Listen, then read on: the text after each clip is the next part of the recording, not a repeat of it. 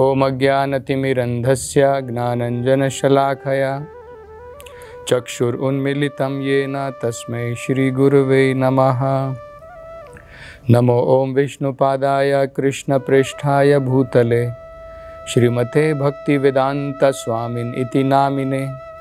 नमस्ते सरस्वते देवे गौरवाणी प्रचारिणे निर्विशेषा शून्यवादी पाश्चात्यदेशतारिणे। जय श्री कृष्ण चैतन्य प्रभु नित्यानंद श्री अद्वैत गदाधर श्रीवासदि गौर भक्तवृंदा। हरे कृष्णा कृष्ण कृष्णा हरे हरे, हरे राम राम राम हरे हरे। हरे कृष्ण।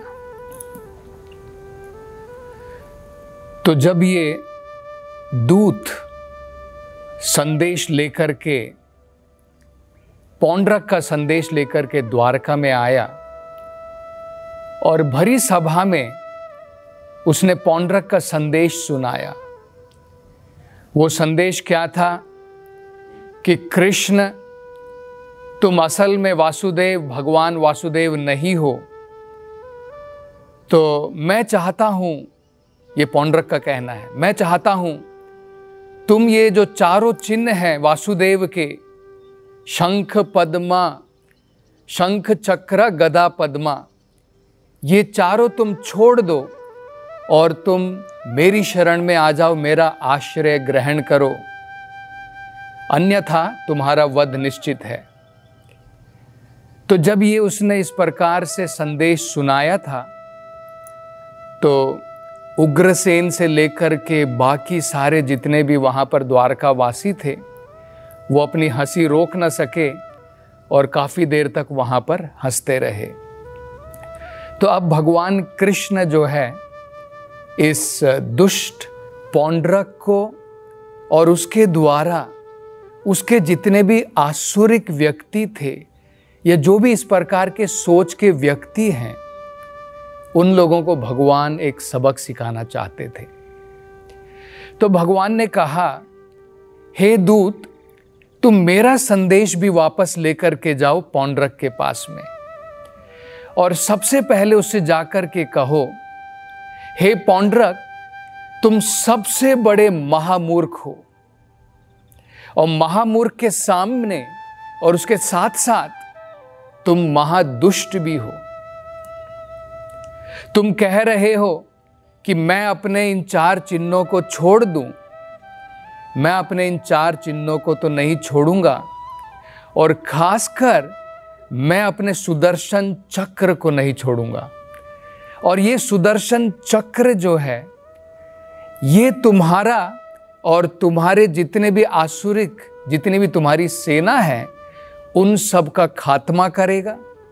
और तुम जो सोच रहे हो कि तुम मेरा आश्रय बनोगे, कि मैं तुम्हारी शरण में आ जाऊं, तुम मेरे आश्रय बनोगे, जब इस सुदर्शन चक्र के द्वारा तुम्हारा सर धड़ से अलग होकर के गिर जाएगा, तब वही सर, वही शरीर तुम्हारा ये आश्रय बनेगा अनेकों प्रकार के जंगली जानवरों का।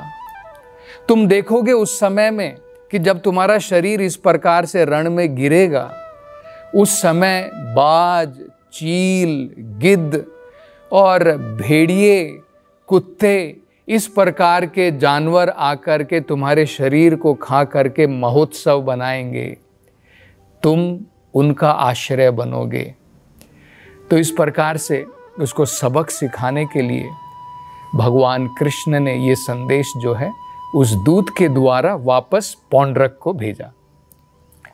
तो ये दूत वहाँ से गया, द्वारका से गया, काशी में गया, और काशी में जा कर के ये संदेश जो है पौंड्रक को सुनाया। वहाँ पर काशीराज भी था। तो पौंड्रक ने बड़े ही धैर्यपूर्वक ये सारा संदेश सुना, और अब वो बिल्कुल तैयार था युद्ध करने के लिए। और भगवान कृष्ण ने भी वहाँ पर देर नहीं की। भगवान ने तुरंत अपना रथ ग्रहण किया और भगवान रथ में सवार होकर के अब भगवान जो है काशी की तरफ निकल पड़े। तो वहाँ पर जब काशीराज को और पौंड्रक को पता चला कि द्वारका से भगवान कृष्ण अपने रथ पर यहाँ पर आए हैं, तो पौंड्रक अपनी 2 अक्षौणी सेना लेकर के गया और काशीराज जो है उसने अपनी 3 अक्षौणी सेना वहां पर भेजी और साथ साथ में काशीराज भी उनके साथ में था और पौंड्रक भी उनके साथ में था। तो जब भगवान अपने रथ के ऊपर सवार थे और पहली बार उन्होंने पौंड्रक को, क्योंकि अभी तक उन्होंने केवल पौंड्रक के बारे में सुना मात्र था, उस दूत के द्वारा उसके बारे में जो उसने बताया था केवल उसके बारे में भगवान ने सुना था, लेकिन पौंड्रक को पहली बार भगवान ने आमने सामने जो है तुरंत वहां पर देखा। और भगवान, उन्होंने जब पौंड्रक को वहां पर देखा तो भगवान अपनी हंसी रोक नहीं पाए। भगवान वहां पर जोर जोर से हंसने लगे, क्योंकि भगवान ने क्या देखा? भगवान ने वहां पर देखा कि पौंड्रक जो है बिल्कुल जिस प्रकार से भगवान विष्णु, जिस प्रकार से भगवान कृष्ण है, जिस प्रकार से भगवान विष्णु अपने 4 चिन्ह धारण करते हैं, शंख, चक्र, गदा और पद्मा। पद्मा का मतलब होता है कमल का फूल। तो ये जो कमल का फूल होता है और ये जो शंख होता है ये भक्तों के लिए है, और जो भगवान का गदा है और जो भगवान का जो चक्र है ये दुष्ट राक्षसों के लिए है। जब ध्रुवा महाराज, उन्होंने भगवान विष्णु से प्रार्थना की थी और भगवान विष्णु साक्षात वहां पर प्रकट हुए थे, भगवान ने संतुष्ट होकर के अपने शंख के द्वारा ध्रुव महाराज के सर को जो है आशीर्वाद दिया था। तो इसी प्रकार से भगवान का जो कमल है, भगवान का जो शंख है, वो भगवान के भक्तों के लिए है, और दुष्ट लोगों के लिए भगवान का गदा और भगवान का चक्र है।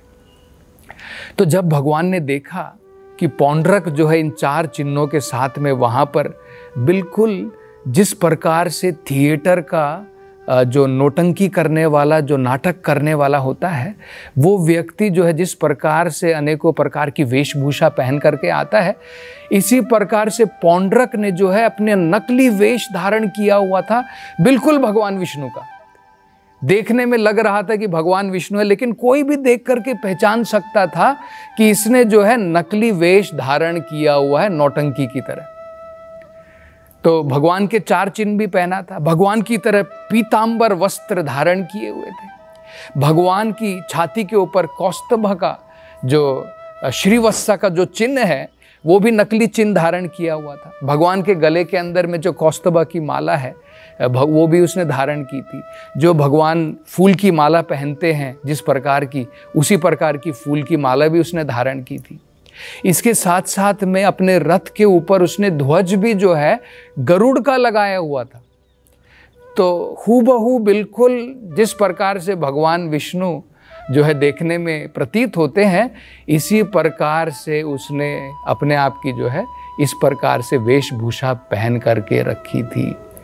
तो इसलिए भगवान जो है अपनी हंसी रोक नहीं पाए और भगवान वहाँ पर हंस रहे थे। तो जब भगवान ने इस प्रकार से हंसना प्रारंभ किया तो इस दुष्ट के जितने भी सैनिक थे उन सब ने अपनी तरफ से भगवान कृष्ण के ऊपर प्रहार प्रारंभ किया।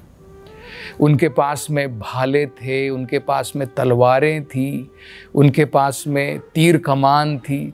तो जितने भी उनके अस्त्र शस्त्र थे उन्होंने अपने साथ में जो है सब मिलकर के साथ में भगवान के ऊपर उन्होंने जो है धावा बोल दिया। और भगवान ने जो है भागवतम में कहा है, न केवल इनके अस्त्रों के प्रहार को, शस्त्रों के प्रहार को विफल कर दिया, भगवान ने उनके रथों को तोड़ दिया, उनके हाथियों को, उनके घोड़ों को वहाँ पर सबका संहार कर दिया। भागवतम में कहा है, जिस प्रकार से शिवजी भगवान जब संसार का इसकी प्रलय होती है, जिस प्रकार का तांडव नृत्य करते हैं और जिस प्रकार की प्रलय उस समय दिखाई देती है, उस प्रकार की प्रलय वहाँ पर नजर आ रही थी। वहाँ पर लोग देख पा रहे थे कि किस प्रकार से भीष्म रूप से भगवान ने जो है अकेले ही उसकी सारी सेना का इस प्रकार से विनाश भगवान ने वहाँ पर प्रारंभ किया। और बाद में भगवान ने पौंड्रक का उद्धार करने से पहले भगवान ने पौंड्रक को जोर से फटकारा। भगवान ने कहा, मूर्ख, तू अत्यंत सबसे बड़ा मूर्ख है। तू कहता है कि मैं ये सब कुछ छोड़ करके, मैं अपने चिन्हों को छोड़ करके, तूने सबसे पहले मेरी नकल करके नकली वेश इस प्रकार से धारण किया है कि तू वासुदेव कृष्ण है, और अन्य लोगों को भी तूने मूर्ख बना करके अपनी शरण में कहा है कि तू ही वासुदेव कृष्ण है। तो तू घोर दुष्ट और सबसे बड़ा मूर्ख है। और तूने कहा है कि मैं अपने चिन्हों को छोड़ दूं, तो ठीक है, अब मैं अपने चिन्ह को छोड़ता हूं। अब मैं अपने सुदर्शन चक्र को छोड़ता हूं, और ये सुदर्शन चक्र आकर के अब तेरा वध करेगा। और तूने कहा था कि अगर मैं अपने चिन्हों को नहीं छोड़ूंगा तो युद्ध होगा, और अब यहाँ पर हमारा दोनों का युद्ध हो रहा है। और मैं स्वयं कहता हूं कि अगर मैं युद्ध में हार गया तो मैं सारे चिन्हों को छोड़ दूंगा और तुम्हारी शरण में आ जाऊंगा। तो इस प्रकार से डांट फटकार लगाने के बाद में भगवान ने अपना सुदर्शन चक्र छोड़ा। तो ये बड़ा महत्वपूर्ण है। जैसे हमने पिछली जो है कथा में इसके बारे में चर्चा की थी, भगवान ने उसका प्रोत्साहन नहीं किया, भगवान ने उसको डांट लगाई, फटकार लगाई, और भगवान अब उसको उसकी सजा देना चाहते हैं।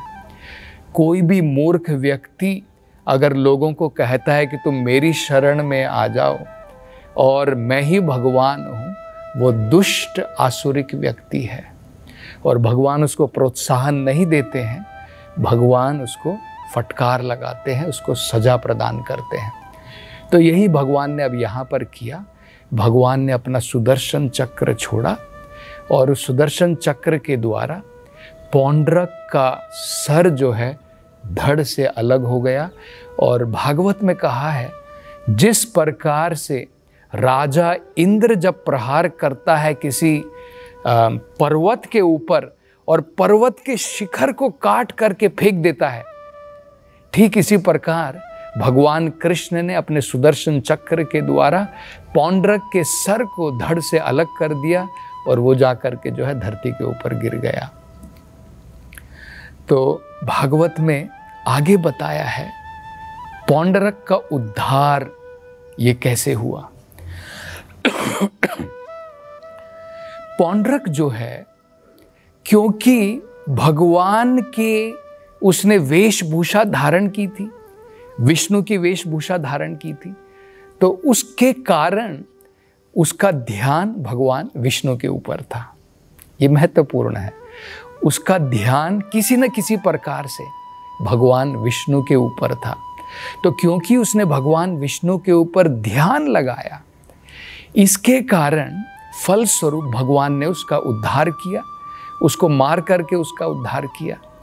और उसके फलस्वरूप क्या हुआ कि उसको सारूप्य मुक्ति की प्राप्ति हुई। सारूप्य, सारूप्य का मतलब होता है अनेकों प्रकार की मुक्ति होती है, 5 प्रकार की मुक्ति बताई जाती है। उसमें से एक मुक्ति जो है उसे कहते हैं सारूप्य, जिसमें व्यक्ति शरीर छोड़ने के पश्चात वैकुंठ धाम में जिस प्रकार से भगवान हैं, जिस प्रकार से भगवान की 4 भुजाएं हैं, उसी प्रकार का रूप जो है उसे प्राप्त होता है सेवक के रूप में वैकुंठ धाम में। इसे सारूप्य मुक्ति कहते हैं। तो पौंड्रक को सारूप्य मुक्ति की प्राप्ति हुई। तो देखिए उसका पॉजिटिव पॉइंट क्या था, उसका जो है सकारात्मक जो पॉइंट था वो ये था, उसने भगवान विष्णु के ऊपर ध्यान लगाया। नकारात्मक क्या था उसका, कि वो चाहता था कि मैं ही भगवान हूँ, उसने घोषणा की थी और बाकी लोगों को भी कह रहे थे कि मेरा आश्रय धारण करो। इस प्रकार से भगवान के प्रति एक बड़ा अपराध था, ये नेगेटिव था, ये नकारात्मक था। लेकिन क्योंकि उसका वध भगवान के द्वारा हुआ, उस वध करने के कारण पौंड्रक जो है अब उसका शुद्धिकरण हुआ, और उसके कारण अब उसे जो है सारूप्य मुक्ति की प्राप्ति हुई। ये भागवतम में बताया है। इसके पश्चात भगवान ने काशीराज का भी वही हाल किया। काशीराज के बारे में बताया जाता है कि भगवान ने उसका सर जो है धड़ से अलग कर दिया, और भगवान ने जानबूझ करके उसके सर को जो है भरी सभा में, रणभूमि से भी दूर, जिस प्रकार से कई बार हमने देखा होगा बवंडर जब आंधी आती है तो पत्तों को जो उड़ा करके लेकर के जाती है, इसी प्रकार से काशीराज का सर जो है जाकर के भरी सभा में, जब लोग जो बाहर में थे, जो रणभूमि में नहीं थे, वहां पर जाकर के गिरा। तो जब लोगों ने देखा तो पहले उन्होंने सोचा कि लगता है हमारे काशीराज ने जो है भगवान कृष्ण का वध कर दिया और ये सर कृष्ण का है। लेकिन जब उसके कान के कुंडलों को देखा तो उससे वो पहचान गए कि ये तो काशीराज का है। तो उसकी रानियों को जब पता लगा कि काशीराज की मृत्यु हो गई, वहाँ पर आकर के जो है अनेकों प्रकार से उन्होंने विलाप किया। इस प्रकार से भगवान ने काशीराज का भी वध किया, भगवान ने पौंड्रक का भी वध किया, और उसके पश्चात भगवान जो है द्वारका की तरफ लौट रहे थे। जब भगवान द्वारका की तरफ लौट रहे थे तो पौंड्रक का जो बेटा था उसने अपनी तरफ से निश्चय किया कि मैं अपनी पिता की मृत्यु का बदला जरूर लूँगा और कृष्ण के वध का कारण बनूंगा, कृष्ण का वध करूंगा, और जब तक मैं वध नहीं करूंगा तब तक सांस नहीं लूँगा। ऐसा सोच करके उसने कुछ योजनाएं बनाई। तो किस प्रकार की उसने योजना बनाई और किस प्रकार से वो अब प्रयास करेगा भगवान कृष्ण का अपने पिता का बदला लेने का, इसकी चर्चा हम अगली कथा में करेंगे। हरे कृष्णा।